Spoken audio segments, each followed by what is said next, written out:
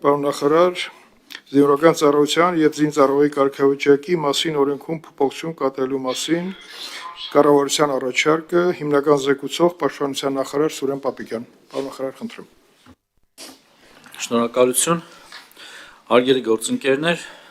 կառավարության նախաձեռնությամբ ներկայացված զինվորական ծառայության եւ զինծառայողի կարգավիճակի մասին օրենքում փոփոխություն կատարելու մասին օրենքի նախագծի համաձայն նախատեսում է շարքային կազմի պարտադիր զինվորական ծառայության 24-ամսյա ժամկետը փոխարինել 18-ամսյա ծառայության ժամկետով, դրա գործողությունը տարածելով 2026 թվականի հունվարի 1-ից հետո պարտադիր զինվորական ծառայության զորակոչվող քաղաքացիների վրա։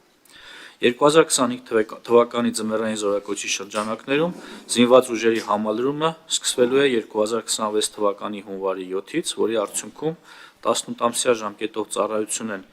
իրականացնելու 2025 թվականի ձմեռային զորակոչից սկսած պարտադիր զինվորական ծառայության զորակոչված քաղաքացիները։ Ծառայության ժամկետի կրճատումը չի տարածվելու 2026 թվականի հունվարի 1-ի դրությամբ պարտադիր զինվորական ծառայության մեջ գտնվող զինծառայողների վրա։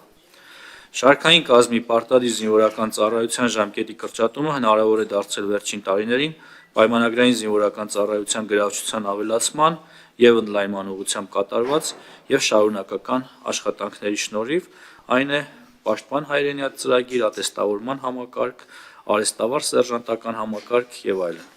Շարքային կազմի պարտադիր զինվորական ծառայության ժամկետի կրճատման ուղղությամբ քայլերի նախաձեռնումը նախատեսված է կառավարության 2021-26 թվականների ծրագրով,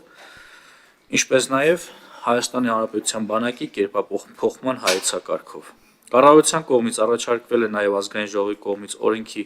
նախագծի ընդունումը համարել անհետաձգելի։